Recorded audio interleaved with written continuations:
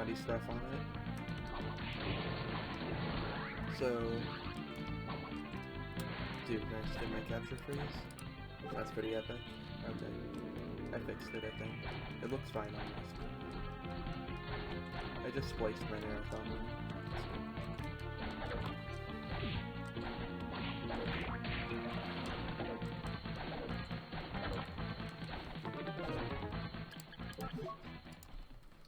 Okay, so the first trick of the run is coming up. This is an RNG manipulation.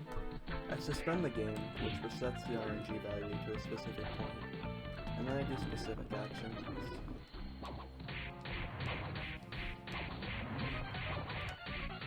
Okay. He gave me bad RNG. So there's RNG in the RNG manipulation, which is pretty fantastic. That you can fail the manipulation sometimes, and it's outside of your control. But basically what I'm trying to do here is I'm trying to manipulate his soul to drop. It's normally a 1.9% chance. So getting the manipulation to work is pretty tricky. The reason I reset the RNG the room before, and not just in the room with the boss, which you'd think would be simpler, is because you can't reset RNG in boss rooms. Dang. He gave me early fireball again.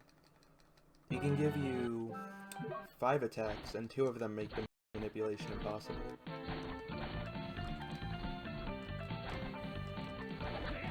But it's fine, we got this.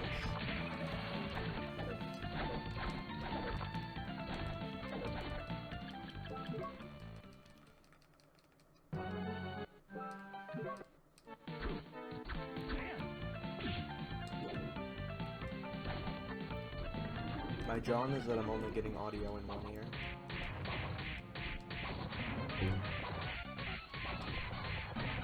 There we go. So that's creaking skull. So normal Aria speedruns, you might see people go down and get flying armor, but you don't need it for glitchless.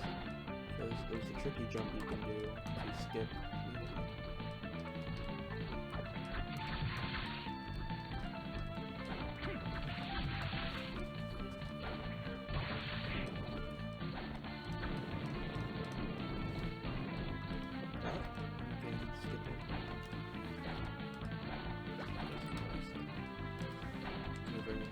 First menu of the run is coming up. Menuing is slow, so you want to minimize time of menus as much as possible. So I'll try and do this fast. That was decent.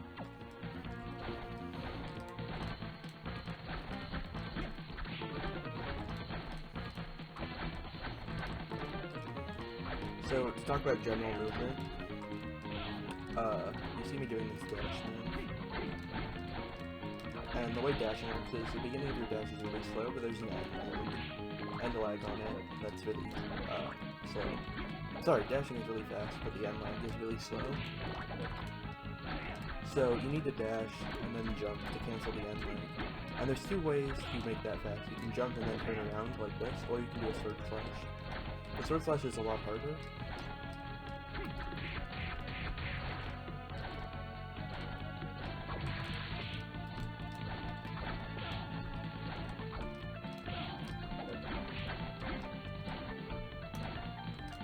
But it's faster. Can I raise my mic a bit? I mean, yeah, when I have a chance.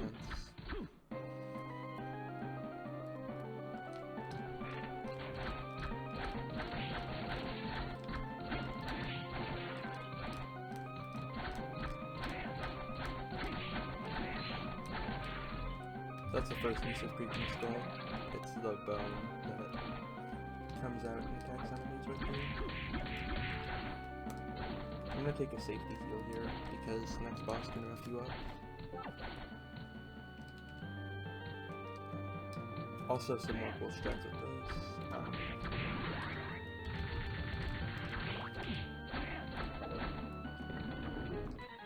So whenever I attack, I want to be in the air, because that lets me move around while I attack, and it also cancels the landing lag of any weapon. I'm I'm gonna grab this orb for safety.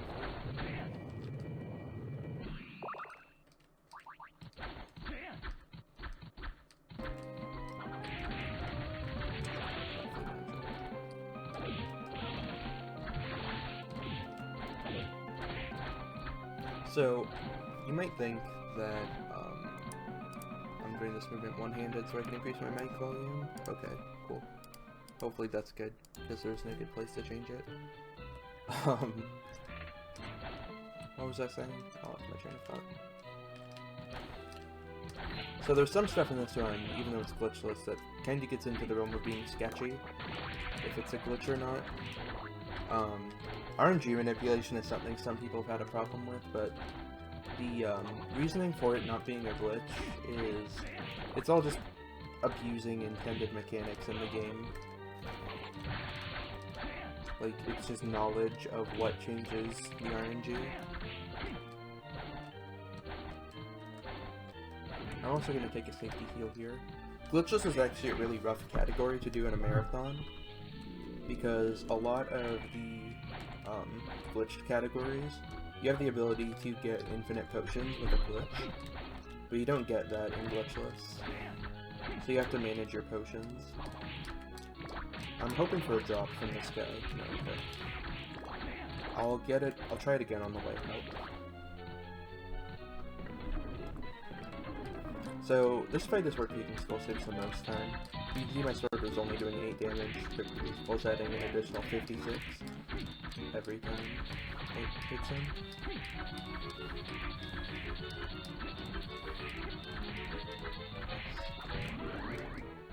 Again, I'll grab the sword for safety. Orbs just fully heal you, and healing and HP and MP management is pretty tight in this category.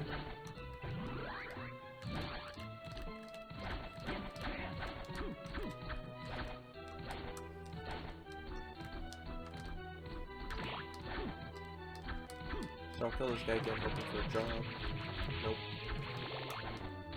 Nope. His soul that he drops gives you 8 strength boost, which really helps on the death fight.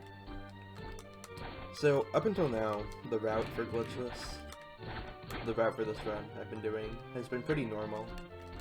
Like typical route that you might see people do in casual playthroughs, it's just been faster. That's all gonna change soon, because there's a sequence break in this game called Floating Garden Early. So now, the intended route to this game was to now go to an area called Dance Hall, and then go to an area called Inner Corridors. And in Inner Corridors is the Undine ability, which lets you walk on water. And the only intended use, or the only time you need to walk on water, is to get to Floating Gardens. But there's a precise jump you can do to get to Floating Gardens without Undine.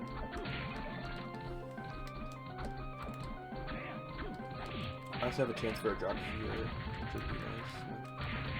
Oh,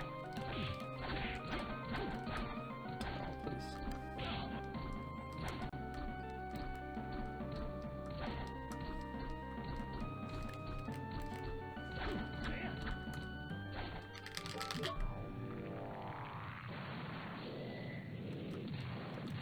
So the first warp point in the game is always open, even if you haven't been to it yet, but the other warp points you need to visit the warp room once before they open up.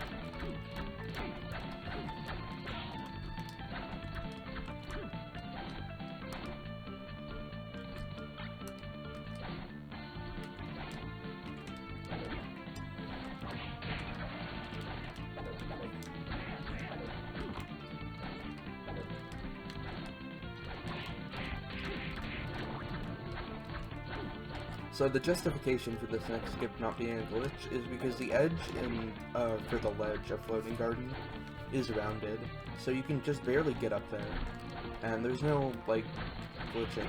It's just the way the game is. It's precise to get up there, but there's no actual glitch involved with it, like that. You can get up there. So that skipped all of Dance Hall.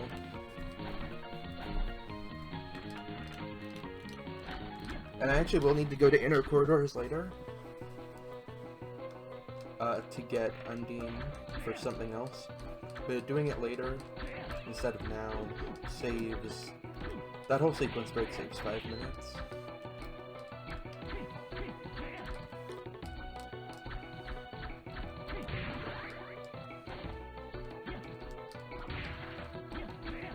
Oh, nice. So that red crow drop actually is going to save me a bit of time on the death fight. What that does is it increases my constitution by 4, which increases the damage done by magic attacks, and the creaking skull attack is magic, technically. So that's going to help with the death fight and some other fights. And that's actually a really low chance. I think that's 3.7% chance to drop. So Clock Tower and Death is the hardest part of this run. The hardest, like, segment, so I'm gonna need to focus for a lot of this. Which is good, because it explains itself for the most part.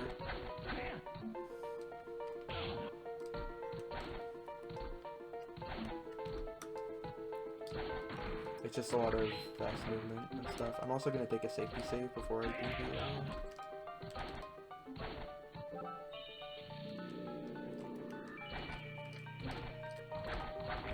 cutscene there. So the way I'm skipping cutscenes is if you've beaten the game once, you can just press start to skip cutscenes. Alright, there's a double frame perfect jump you can do here. It saves 0.5 seconds. Okay, I didn't get it.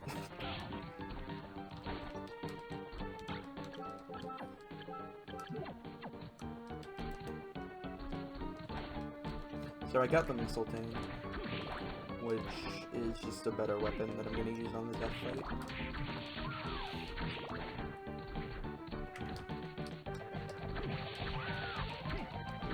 Sketchy. Wow, the Medusa heads are random. So you have to react to them. Almost to the save room. I'm gonna save before death, because death is by far the hardest part of this run. Okay, that was a decent clock tower. Okay.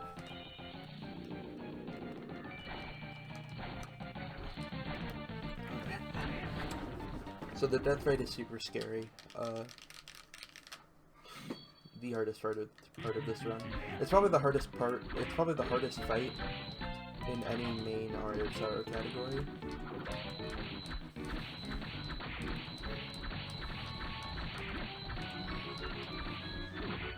Just because you're going in with very little resources.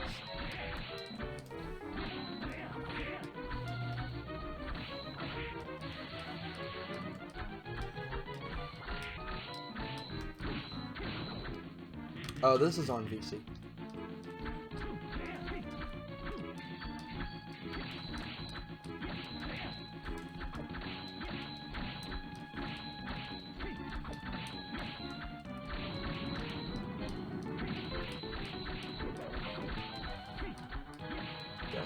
Still hit me.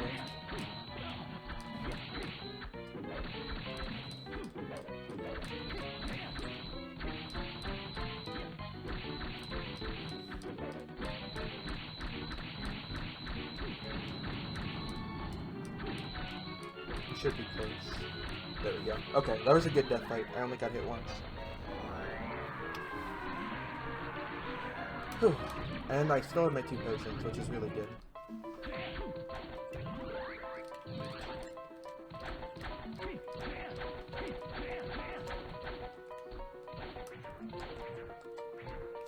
Clock Tower backtrack is also kind of scary, so I'm gonna safety save.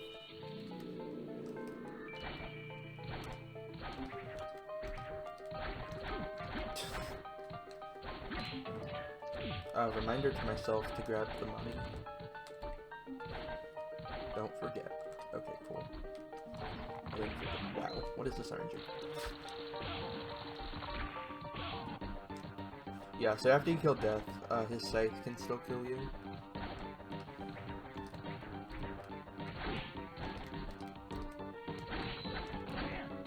Which is a good move.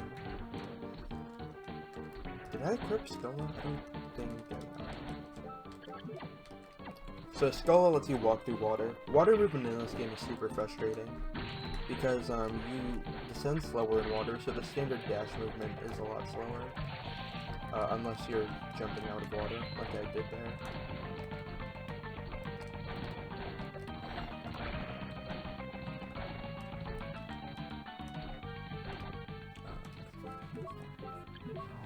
So I'm going to do the shop menu now, which is the longest menu in the game.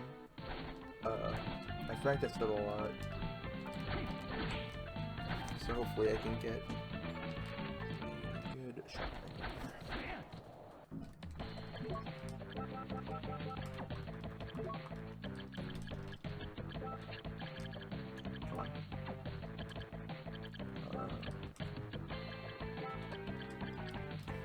So here's something a lot of people don't know. If you talk to Mina, you get a full heal. Okay. So what I did in that menu, where I sold and bought a lot of stuff really fast, was I sold everything except my potions. And I bought War Fatigues, which is a good armor. And then what did I do? Yeah, I sold everything. So now I don't have any weapons, so I'm just punching.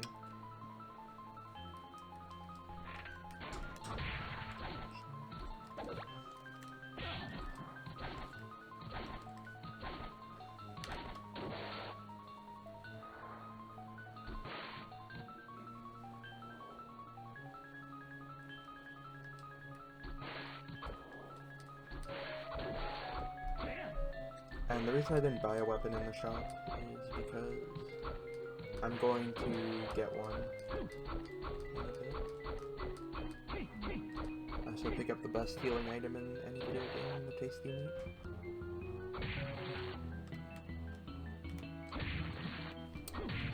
Most soul drops from here on out are going to be a time waste, so yeah. Wow.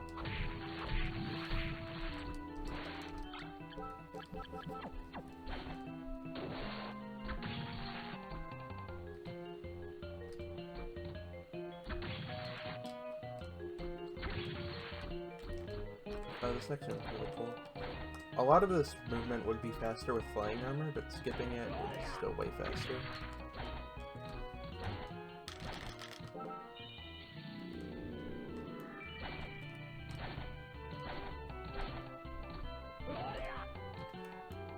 And coming up are two of the hardest rooms in the game. Not this one, but I have to do something called Mandragora Skip. Wow, that's a really low chance.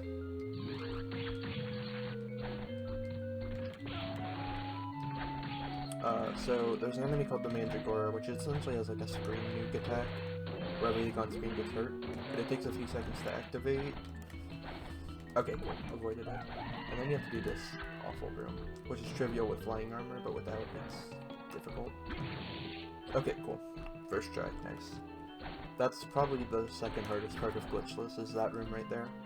Wow, that was pretty epic.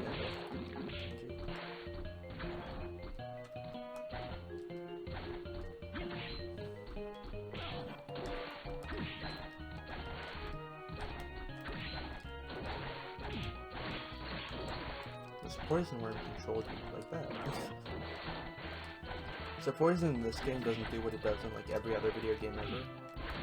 So what poison does now in this game is it just lowers your attack stat temporarily. I need to pop a high potion there because I took all those damage boosts.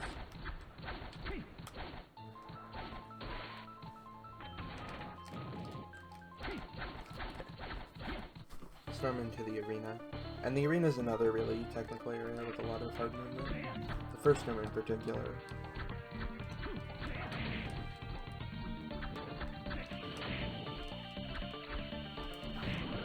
Get this guy out, jump.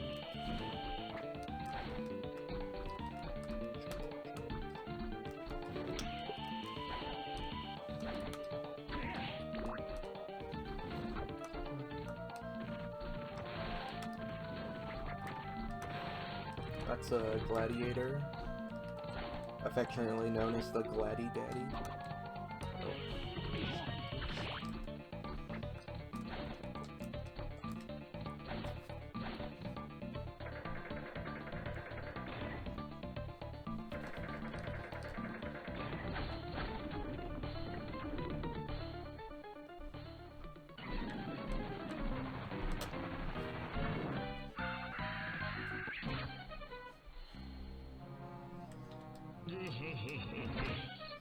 Creeping Skull also really helps on Valor.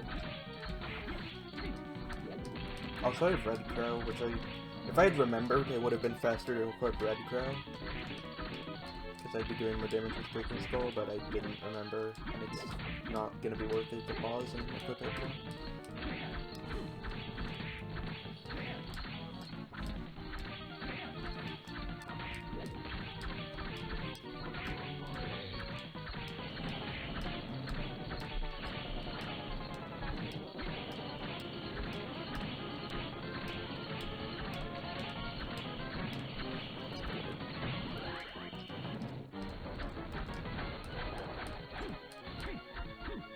So now I get Bat, which if you're doing a glitch speedrun, which I'll do after this, Bat is the most overpowered soul. But for Glitchless, it's not as good. It lets you get the top 4, but that's about it. So now this is where the Glitchless routing gets really hairy. Up until now it's been pretty easy to route out what to get and where to get it. But for late game, for late game, you need a good weapon to deal with Graham and Chaos.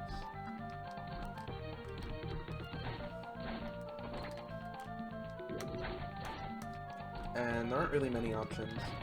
So the best option is going to be the Flame Elias, which you need a few prerequisites for. You need Skola, or not Skola, sorry, you need Undine, and you also need a Rush Soul. In this case, I'm going to get Curly. So to get both of those things, I need to go to Inner Corridors, which is the area I skipped earlier by doing Floating Gardens early.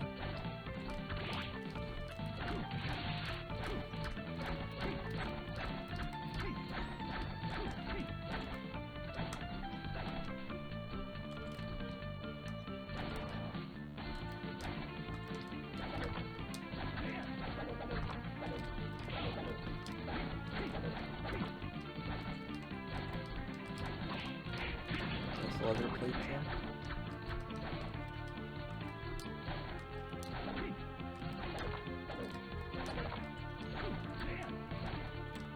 So this is just some regular movement as I did earlier.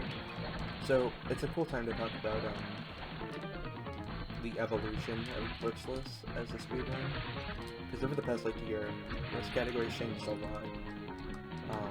It started off as like an hour and 10-minute run. And then some more optimizations were made, and it was eventually brought down to 46 minutes, which is really good for the old route. And then Floating Gardens early was implemented into runs, and then that brought it down to 43 minutes was the first FGE time. And then I've optimized it with a lot of other stuff. Ooh, nice. So I was going to need to manipulate Curly anyway, but getting the drop just makes me not have to worry about doing the manipulation. Also saves a little bit of time on something else. But because of other optimizations in the run, I've optimized it down to a 36, 38 is the current world record. 35 is possible, and is my goal. So this room, the only downside of VC for this game is it lags a bit more than the other versions, and this room is the only part in the run where you really notice it. That being said, it isn't too bad right now. Usually it's a lot worse than this. I'm going to suspend the game here to get out faster. Because suspending puts you back at the beginning of whatever room you were in, so that just cuts out on backtracking. And normally in runs I'd manipulate Curly Soul there, but because I got the lucky drop, I don't need to.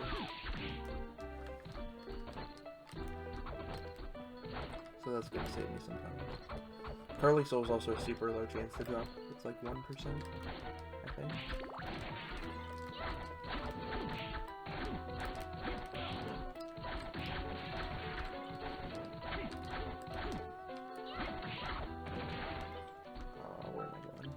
So now I'm going to go back to the underground reservoir that I have, now that I have Curly and Skull and Undine.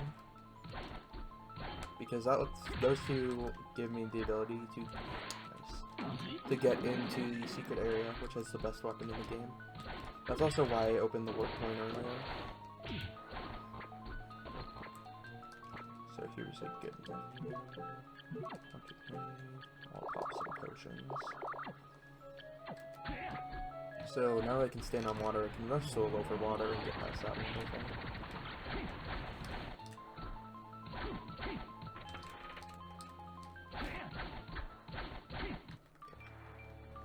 Forbidden area.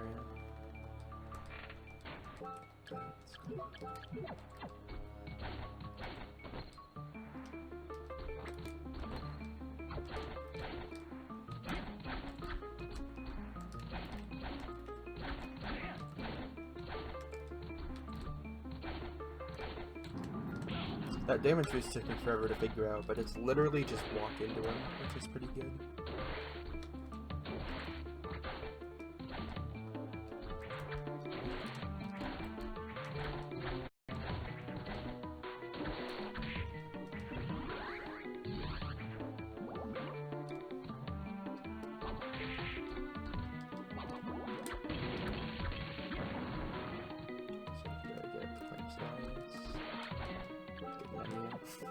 Usually the menu is different.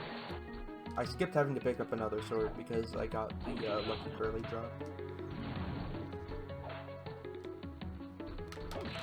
So I'm actually going to make a detour off to the right here to do flame demon manipulation.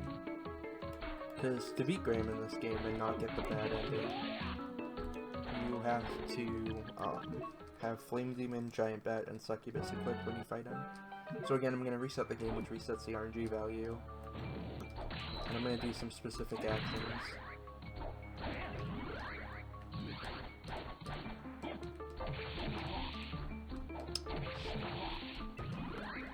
To get the value to drop to flame demon.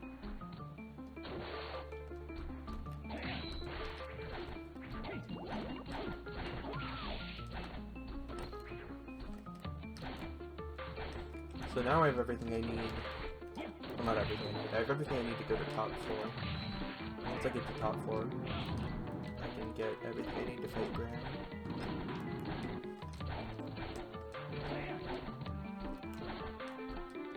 Shoutouts to Michael Cera for playing Graham in the Aria of Sorrow movie.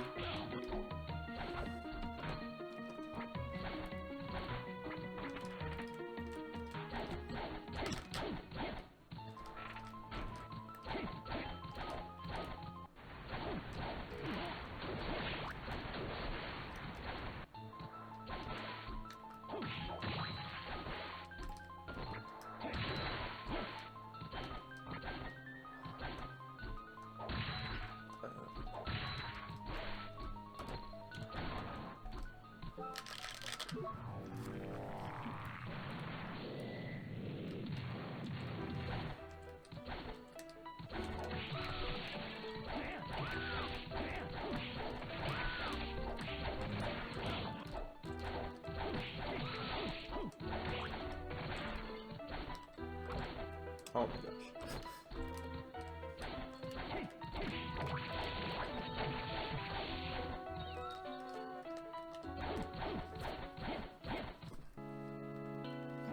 I'm going to pop some potions here because that HP value is a little sketchy. There are some AI manipulations for this section to avoid getting bad patterns. Specifically in this next room, there's 4 lubricants I need to get out of my way. So I need to move in a specific way to try and get them to be nice. Okay. It's actually very precise how you have to move to get lubricants to do what you want. So here's the hardest manipulation, probably.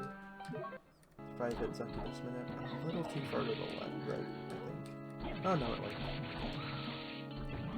So there's 2 manipulations for succubus, depending on if you have what level you're on, because you'll kill her in either 4 or 5 hits. 5 hit is harder than 4 hit. But in the glitchless route, the way it works out, you have to do 5 hit. Alright, cool. So I have all my souls equipped for the ground fight. Now I'll just do one more safety save.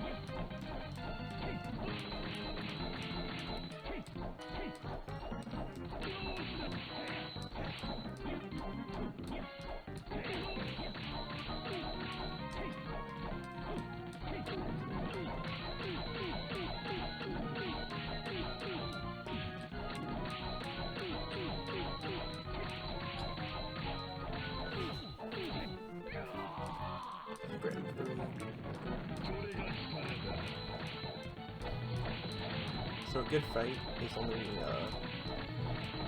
4 game swipes. I don't think I'm gonna get it this run. I missed too many short hops. So it's probably 5 swipes. Oh no, okay. That was like 1 hit away from being 5 swipes, so that was 4 swipes per am, which is good. So I'm gonna pick a Black Panther. Dracula's Tunic? That's not Dracula's Tunic. Thank you. My name is too hard for me. So I'm also gonna pick up a Mana Prism, which I'm gonna use on the final boss. I'll get to that later.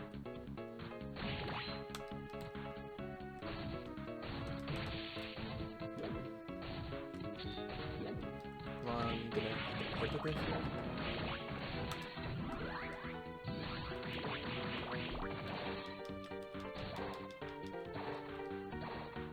And there I pick up Caliball, which I'm going to use on the Julius fight, because even though the claim is really good, Julius is resistant to the Holy Element, so it doesn't do much on him. Back to the beginning. And I'm good on potions, so I don't need to make another shop visit.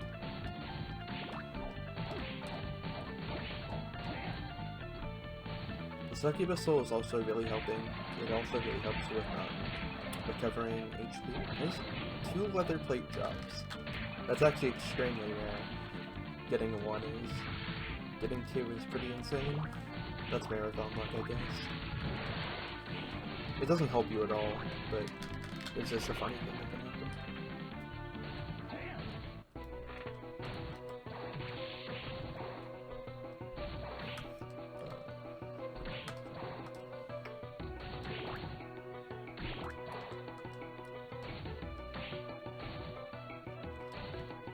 So Julius is one of the harder fights in the game. He also has the best song in the game.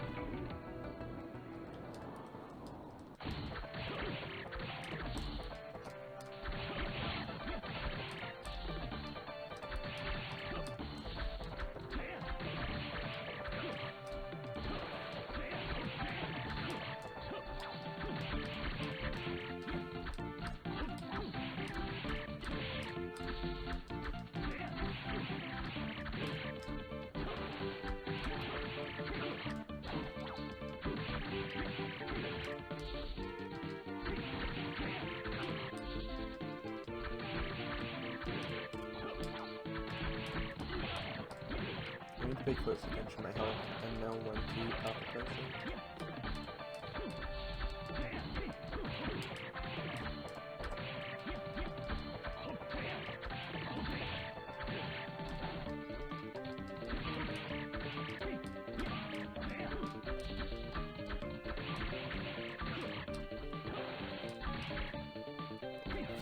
Starting phase 2. Something a lot of people don't know about is okay, you can hit him during this part, and I took a hit for that. It was worth it. You recover. He technically has a hitbox during that. He's out with the Holy Cross. And you can recover using Succubus. So I recovered 5 HP, but I took 200 to show it off.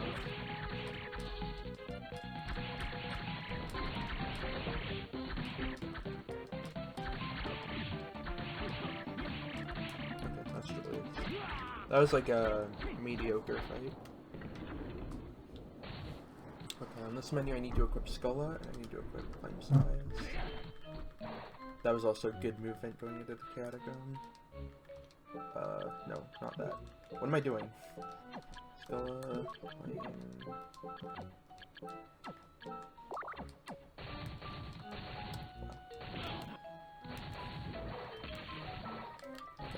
Destroy. Catacomb is one of my favorite areas to do in this speedrun. Lots of fast movement with Black Panther.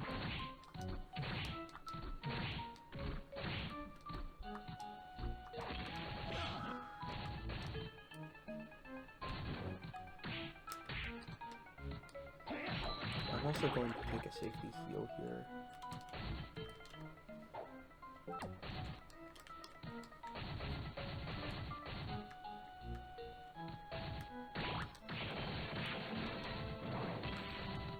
This is why you need to equip Skull Up. There's no way through this room without it. Well, without glitches. With glitches, you won't see any of this. We'll see shortly.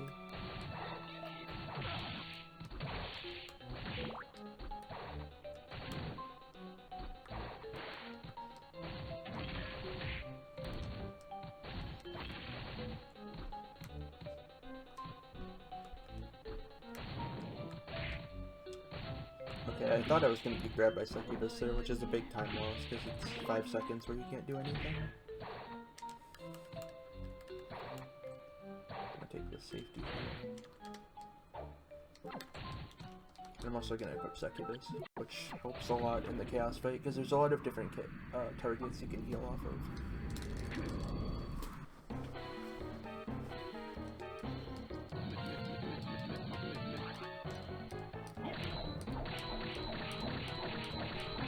Chaos 1, he takes away all your souls. But it doesn't really matter. At least your sword is broken.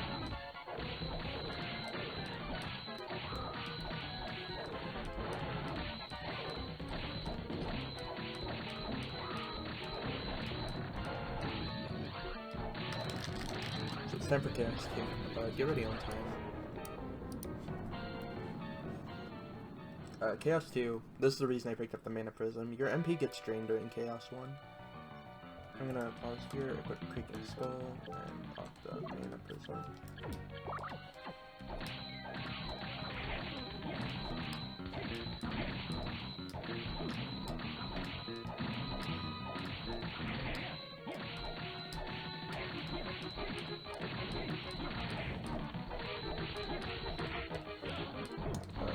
This Bone Dragon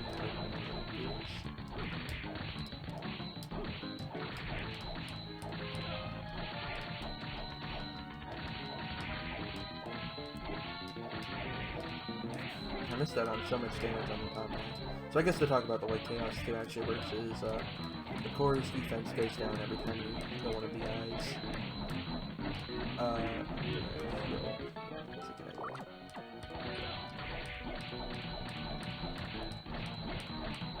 You're already on time.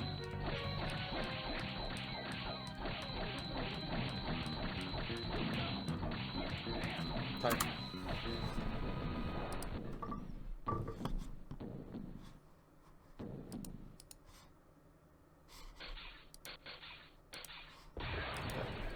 My timer was 39:15.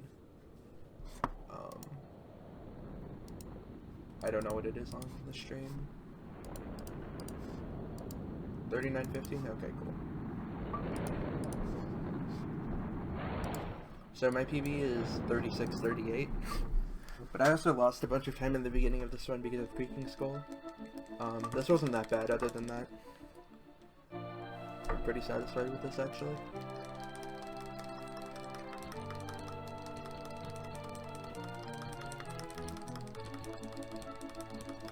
But the incentive got met for the any percent no 0 HP glitch run.